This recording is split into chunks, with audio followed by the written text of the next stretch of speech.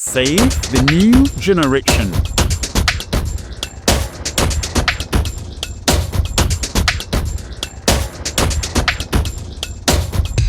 Hello everyone, welcome once again. My name is Hope Onyechereduku. I'm your host for No Filter Save a New Generation, and today we have a very exciting topic to discuss, which is called supporting survivors for sexual violence. So we have two lovely guests in the studio today that will be sharing in regards to the aspects, and we have Ella. Welcome to the studio. Welcome, John Jeeves. Thank you very much. So our today's topic is supporting survivors of sexual violence. When you do hear that, what exactly comes to mind? Well, when I hear that, what comes to my mind is all about creating a safe space Okay. whereby survivors of sexual abuse can get to interact with each other, get to Okay. communicate with each other, and get to share their experiences, and as well as to help each other go through what they are going through.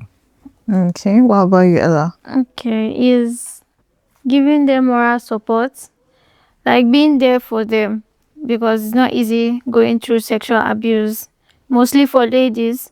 So I feel it's being there for them, standing up for them, and supporting them. Okay. Do you have like any stories in regards to people that might have like supporting survivors that have helped in regards to sexual violence or sexual abuse?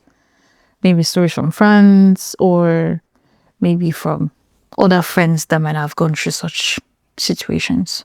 For me, no personal relate on, or I don't have any story regarding to that actually, and just that you get to hear these stories around of such cases happening, but non-personal actually. Okay. What about you, Ella? Okay, no personal experience, but you hear them mostly every time online. Okay. You hear cases of rape, uncle raping their niece, Yeah, that's and true. all. Yeah, so it's not, I can't say I personally relate to it. Well, from stories online, yeah, is not easy for them, because you are seeing most of them die in the process. Yeah, that's true. And oh yeah, so it's not something that we should ignore as a society. That's true. But in regards to like sexual violence, maybe people that support them, there are some people that might not really want to like go through that. But when they go through that, how do they normally come out of it? Like, what are the signs that okay, this is someone that have gone through it, but for the person to really come out of his shell again into the society or the community to like want to talk to one or two persons, what are actually like the signs and what are the kind of like support group that most of these people tend to go through? Okay, I think as a supporting person, like if someone is able to talk to you about his or her trauma, don't try to fix that trauma. Instead, try to create the possibilities of the person moving forward in life, because you can't fix a trauma. That's true. You can't fix it. So don't try to fix the experience. Rather, focus on the future. Try to like bring the person out of his shell. Don't rush the person, because it takes time. Don't rush. So you just gradually talk to them step by step. When you take steps Yeah. and all, yeah, they will definitely come out of their shell. Okay.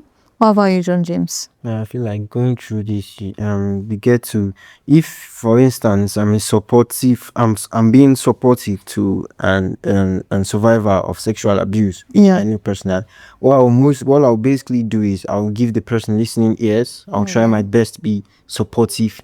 I'll validate the person's feelings as much as I can. Like, I'll make his feelings get value. Like, I'll make him feel like, yes, you have value for your thoughts. Your thoughts have value. Your feelings have value.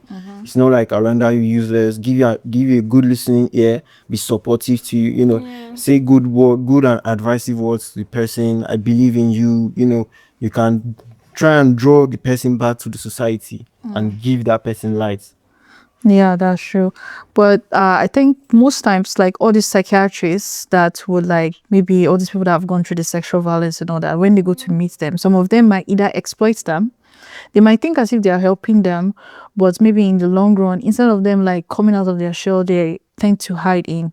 And most of them tend to want to during the therapy session, they want it to be like to push those memories away.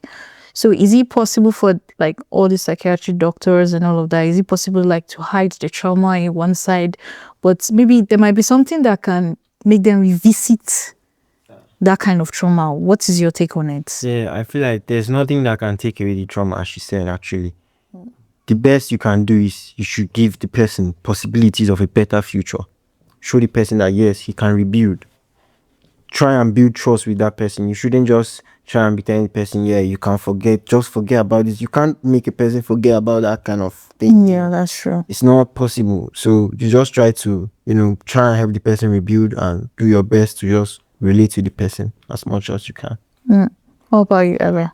I think, they say a particular sickness for a particular job. Yeah. I personally feel psychiatric hospital is for mad patients. Okay. Yeah, so it's not place that a traumatized person is supposed to be. Rather, a traumatized person needs to be in support groups or a therapy section and all. Psychiatric hospital, you go and meet mad people there. Okay. So there's no how you go there and expect your problem to be solved in a mad patient hospital. So I feel you go to a psychiatric hospital. You go to therapy where they shape you, they bring you out of your shell, they share your problem, listen to your problem, and give you better solutions and way to handle it, and way to move forward in life.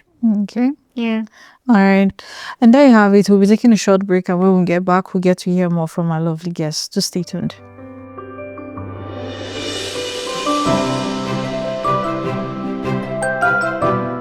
Good day, everyone. My name is Hope Oga from C Digital Media in our project series Save a New Generation. And with me today, I have My name is June Gutwen June Twain. Nice to meet you. Where are you from? And what do you do? from Benue State, specifically Kano local government of area of Benue State. I'm a law student at Benue State University. Wow, you're a barrister. Nice, that's good. Okay, Thank you. so I have a few questions, and the questions in regards to sexual exploitation and prostitution. So the question goes like this: if a friend told you they were abused, what would you do to support them? What would I do to support a friend who has been abused? Yes. Okay, the first thing is, I think our advice to pursue legal action, because in this country currently people have actually lost faith in the legal system. That's true. But I think that the best thing to do in those kind of situations, rather than resorting to self-help, is to pursue legal action, because there are many systems that have been put in place for all those kind of situations.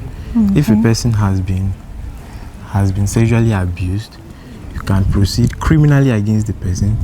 That's to make sure the person is being punished for what the person has done, and also you can also proceed in tort, that's claim damages and compensation for what you have suffered. So I think for me, my field, being a law student, will actually be future lawyer by God's grace. I think that the best thing will be to advise the person to take legal action against that kind of person. Okay, well, that's nice. So what would be your advice now to our viewers all over the world? My advice to the viewers all over the world, as in regards sexual abuse. Yeah, sexual abuse and all this immorality acts and all that. Yes, my advice would be to not allow them go free. You have to. The more the abusers are let to go free, the more they will continue doing all those kind of things. Yes, because one of the reasons for the law is to set deterrents.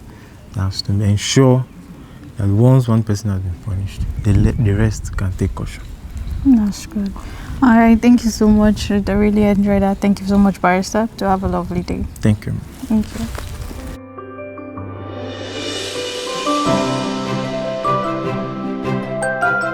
So welcome back. We actually head out into the streets where we got to hear more in regards to supporting survivors for sexual violence.